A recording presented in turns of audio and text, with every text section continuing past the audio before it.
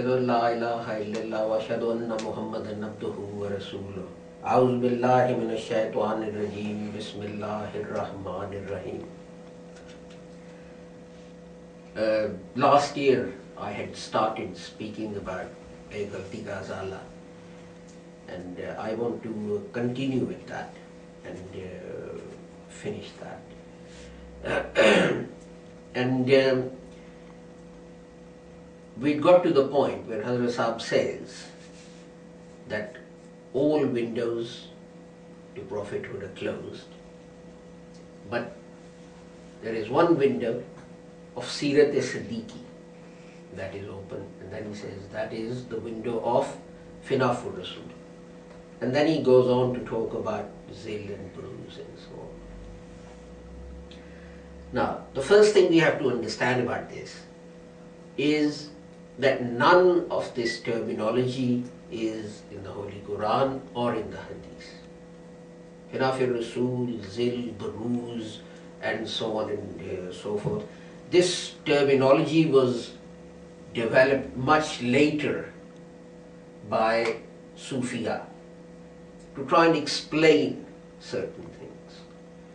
For example, someone who took particular pains to try and do everything as the Holy Prophet Muhammad sallallahu alaihi wasallam would have done, you would say he is Finafir Rasul.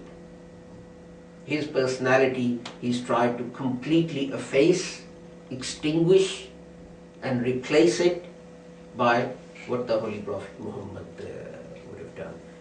Now there are many people in this day and age who don't agree with Sufism and who criticize its concepts and so on. I mean, Ghulam Ahmad Parvez was one, Maulana Maududi was another one. But it's quite interesting that to try and support some of their ideas, they then had to coin new terms for exactly the same concepts. For example, how do you know whether a hadith is authentic or not, whether a hadith is correct or not? Maulana Maududi says that apart from the usual requirements and criteria which are laid down in the subject, ilm hadith or science of hadith, if you are Mizaj Shanase Rasul, if you understand the way the Holy Prophet Muhammad sallallahu alaihi wasallam thought, you can tell whether you would have, whether the Holy Prophet Muhammad would have uttered these words or not. Now, what's the difference between Mizaj Shanase Rasul and Finafir Rasul? You would only understand the way the Holy Prophet Muhammad ﷺ thought if you actually followed his example, did everything that he did, you know, took the steps that he would have taken in particular situations. So, although he tried to get away from it, the Sufi terminology, he then had to invent new terminology to try and explain the same things.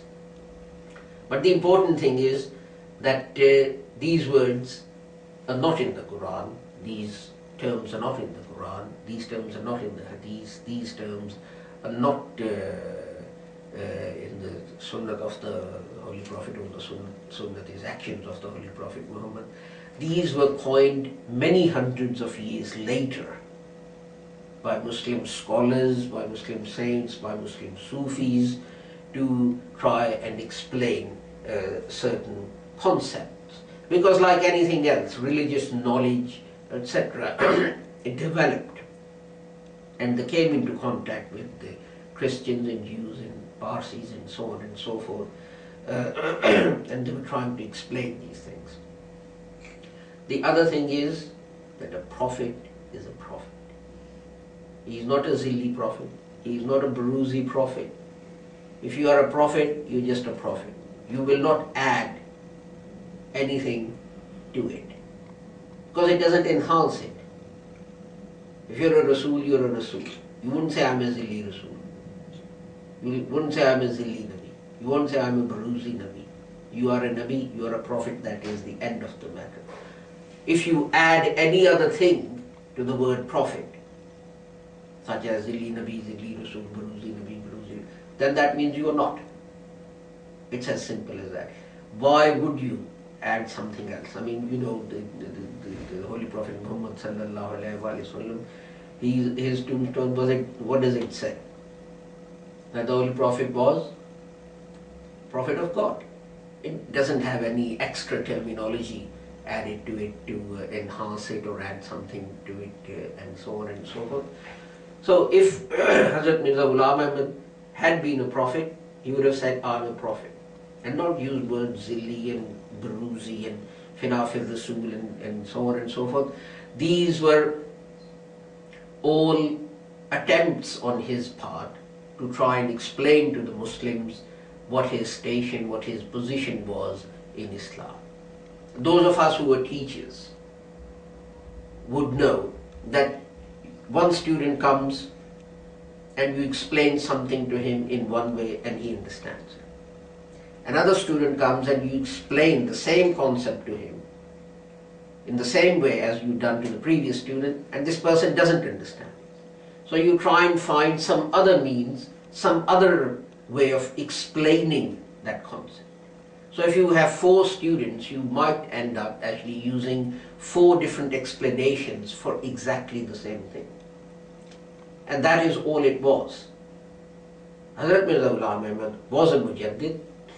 He was the mujaddid for whom the Holy Prophet Muhammad had said that he would come in the colors of the Messiah.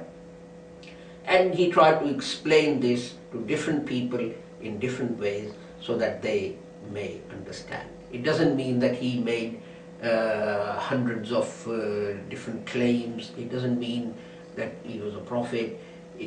All it means is that he is doing his best to try and remove people's misunderstandings about what he's claiming.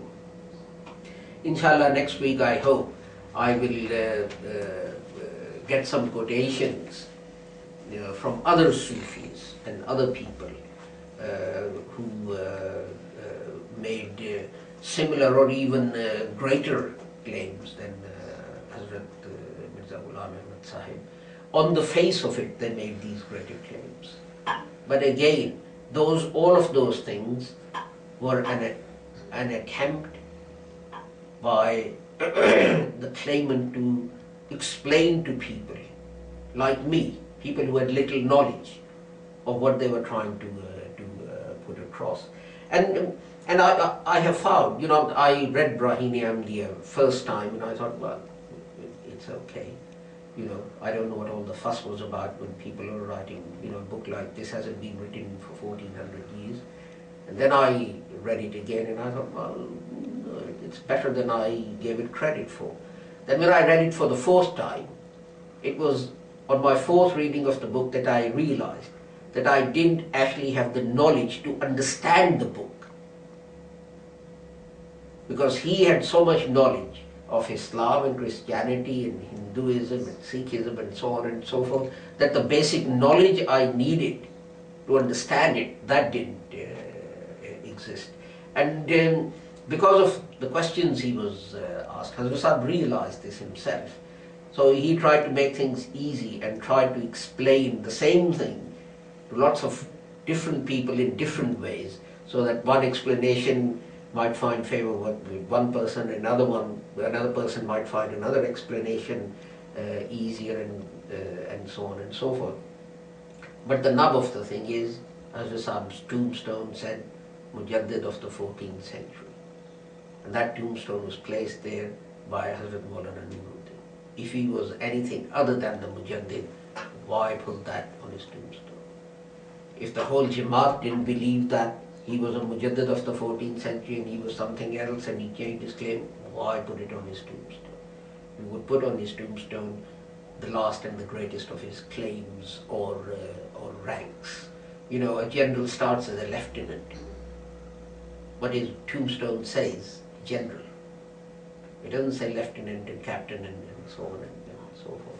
So as I said, next week I'll get quotations from other saints and Sufiya and so on, which to show that they used exactly the same terminology, and Hazrat Sahib didn't do anything that other Muslim saints and scholars hadn't done previously.